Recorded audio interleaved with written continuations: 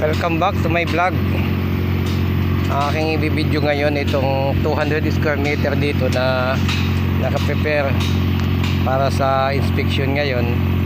At ngayon din ang buhos nito. Kapag na-inspect na siya, mamaya sigurong gabi ay bubuhusan na siya. Ready for inspection na kasi siya. Itong nalatag ditong bakal. Sa ano to, sa flooring, sa ground floor, mga ka-construction.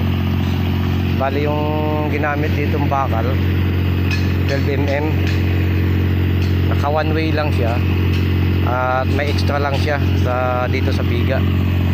Ayan, ang extra nya ng haba niyan 280, naka-spacing siya ng 15 cm.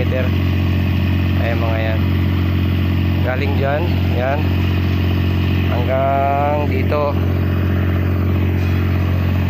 Ayan mga kabakal, lahat ng biga may extra. May nakapatong siyang 280 ang haba at naka-spacing naman siya na 15.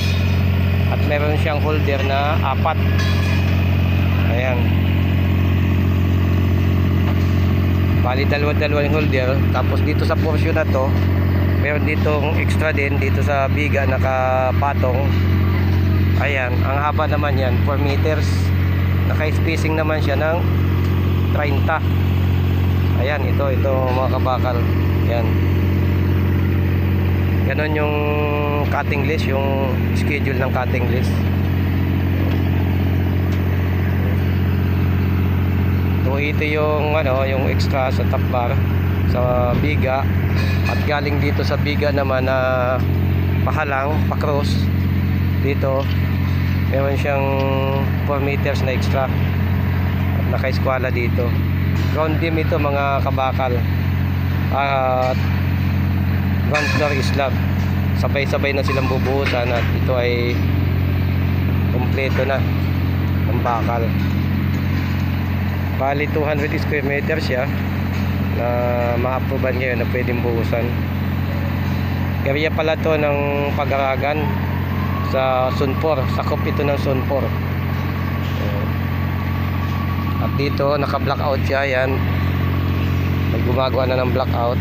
Yan, kaya nga pala mga kabakal, kung duman ito sa inyong mga wall, subscribe naman, support guys sa aking YouTube channel, Kabakal Vlog, nang mahit ko yung 1,000 subscribers para ma-monetize yung aking YouTube channel. Maraming salamat. Bali ang mapapasamang kulom na mabubuhusan ay 4. Ito, ayan yung mga kulom na yan, 4 yan, galing doon sa dugtungan at doon. Bali 4 siyang kulom. Tapos dito naman sa may connecting ng construction, meron din dito nakaabang na bakal para sa construction joint. Ayan, kung nakita nyo yan, yung maiksi na bakal na yan, tawag dyan ay construction joint, rebar. Ayan, at napansin ko lang dito, napakakapal ng buhos, parang kalsada, dahil yung backfill at saka yung biga medyo mababa, hindi nasunod yung saktong elevation ng biga, lubog yung ibang biga. Bali hinabol na lang ng konkreto. Ayan mga kabakal, kung mapapansin nyo, ang layo ng grid line, halos 10 yung layo doon sa finish ng konkreto. Yung bakal, dapat yan ay 5 lang. Lubog yung mga biga, kaya malaki ang kakainin nitong konkreto. Hanggang dito na lamang mga ka-construction ng aking video. Maraming salamat at God bless sa ating lahat. At lagi tayong mag-ingat. Bye bye.